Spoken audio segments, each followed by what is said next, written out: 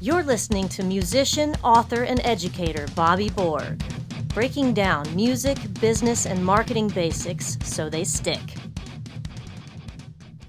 Hey everybody, my name is Bobby Borg and welcome to USC's DIY podcast studio. And the topic for my discussion today is the sexually harassed musician part 2. And I'm going to take a look at a case study. So I've got a great guest with me today. Her name is Dr. Daniella Baroffio. And Dr. Daniella Baroffio is an expert in gender communications, the department head of digital media at USC Annenberg, and an expert in the political economy of the entertainment industry. So hey, you guys, sexual harassment is definitely a discussion that we need to have in the music industry today. And what I'd like to do is just jump right into this by maybe assessing a very, very common scenario that exists. And it's common, I know, because as a professional consultant, my clients come in and talk to me about this all the time. So I'm just gonna set the scenario and let you fly with this, okay? So here we go. So you have a musician artist, and let's just go ahead and be specific. Female musician artist that goes into the studio with male producer, right, to record music. And at first, it sort of starts out very professionally, and, everybody's chilling, writing good music. Maybe there's some drink involved. Maybe there's even some smoking weed involved. And I'm going to say that because it's legal in California, so I can say that, okay? And, and things are chill, right? And then all of a sudden, maybe producer, guy, throws, sort of a hit on a female artist who then refuses them. Male artist's ego gets bruised and wounded, feels like he's being used just for free studio time, and then all of a sudden the female artist does not get her calls returned anymore, cannot get a hold of her master recordings for the music that they just worked on for the last 3 months, and the whole thing is shot. And as I pointed out, you have two confused people.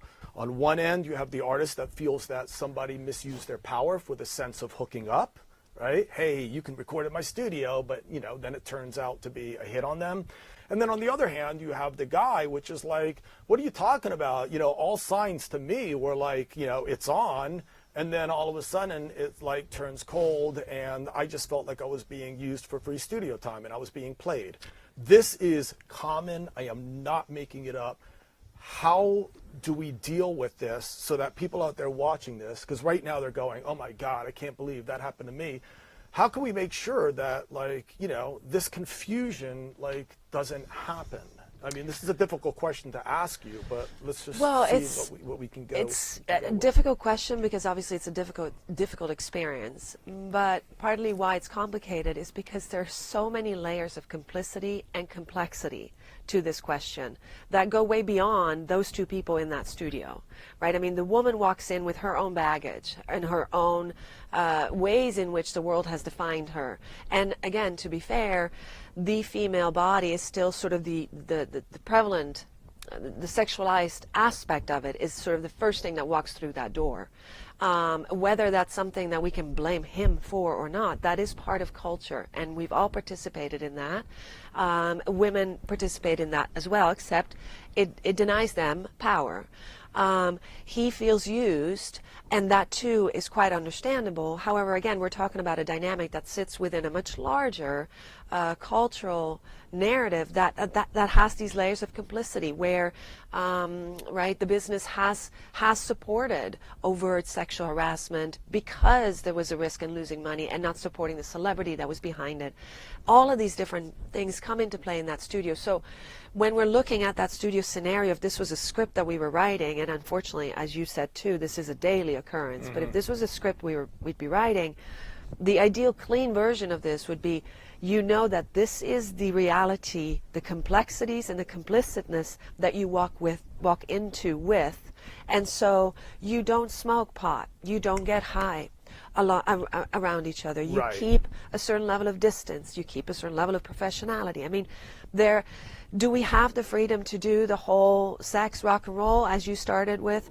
No, not anymore, because those lines have not been clearly defined. So Right. until they are, and this is not to say that it's the woman's fault if she walked in and got high. It's to say that there are decisions and choices we can make. Hopefully she had the choice she could make. And that's where we just have to be more vigilant. And Yeah. it's not by way of that vigilance that you're accusing him of doing something he hasn't even done yet. But let's be real. This happens every day, and it happens every day because it's been a pattern of behavior that has gone invisible, and now it's visible.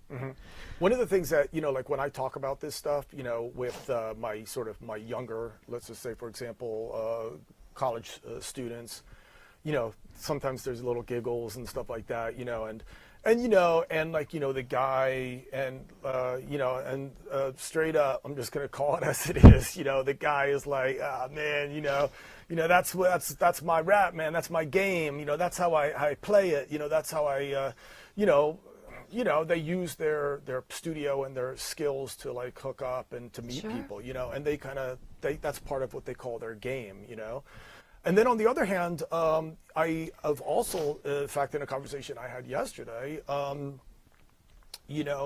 flat out had a woman,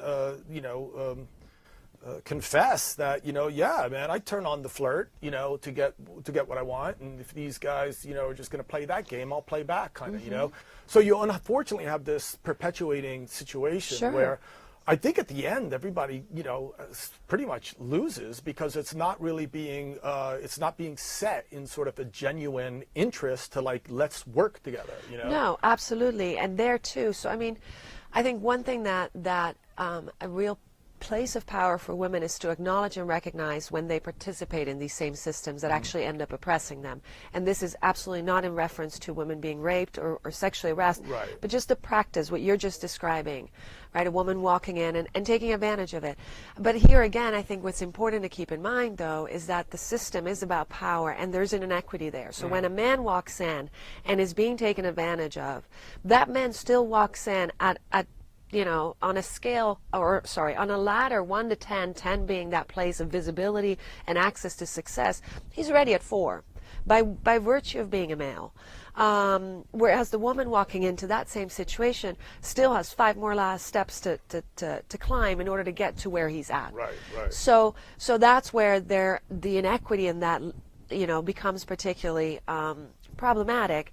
Problematic when I say women are complicit too. So complicitness is one that we have to be vigilant and aware of, and not forget, though, that women, they have to make compromises that they should not have to make. And in an insulated world like sort of a club of power that is the executive power in the music industry, if the one way in which women can be seen and recognized is the way in which they know they're being looked at, that's what has to change, is my point. Right. Of course you're going to play that game if that's the only way you can get there, unless you do something, as for instance Billie Eilish has done. You self-produce. You go, you bypass. You use social media. You build a platform that does not need to rely on that club, on that boys' club. Right. Let me throw something, sort of, I'm playing devil's advocate here. Let me throw something into the works. Being in the music industry, of course, I'm also, surrounded by people that are gay and lesbian, and they come to me as my clients. In one particular instance, I had a male come to me who was gay, and is just like, I'm having trouble sort of adapting to Los Angeles because like these powerful men are sort of exploiting me, as maybe to the extent that a woman might feel exploited. Can we talk about this instances? Because I mean, here we have a male that might be maybe sort of physically sort of in a position where he doesn't feel as frightened about being attacked or something, but yet he is still being manipulated. And it's still abuse, and it's oftentimes very emotional. Emotional abuse. Well, this is what I meant by the complexity. So when you've got a situation where your sexual identity does not fit within sort of the traditional norm of masculinity, right? That has been one way in which we have culturally marginalized gay people, especially gay men. then it becomes even more difficult to come out and express, right, express resistance or sort of confess that something like this has happened to you, because by doing so you're also slicing away at this additional layer of masculinity that you've already been told you don't have. Right. And that's the complexity when it comes to, when we start to see it as power, then we can see that it's about gender as much as it is about race, as much as it is about sexuality. Look at, for instance, the R. Kelly case, right? One of the strongest bases of support for R. Kelly today is the African American community. Oh, right, yeah. And partly the reason for that is that there's been a long history in the United States of demonizing black men for being overly sexualized and predators. So now you've got a context within which a black man, has been accused of horrific crimes. And what do? At this point, you're not just addressing the sexual harassment and the rape allegations, you're also addressing the fact that he's a black man. And that's where the complexities come into play.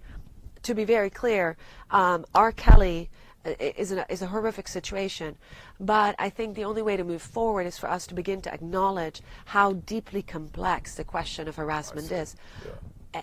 And in this case, it plays with race. In your instance that you were describing with a colleague or with a client, sexuality comes into play.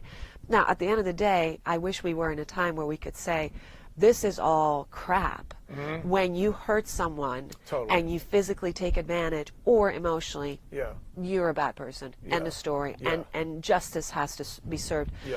But of course, that's not where we are. Yeah, I know. But I mean, to end on a personal note, I would just say, I think it's absolutely horrible, no matter what the circumstances is, whether or not it's sexual harassment or some other type of abuse. Anybody that uses their power to manipulate other people is just unacceptable, and it's just absolutely horrible. So anyway, thank you very much for the discussion. Thank you. Wonderful. So we're just touching the surface, you guys. I mean, obviously, this is a very deep topic, but hopefully it kind of sort of got you thinking about some stuff. So essentially what we talked about today is the sexually harassed musician, and we talked about part 2, which means there was a part 1, so be sure to check that out as well.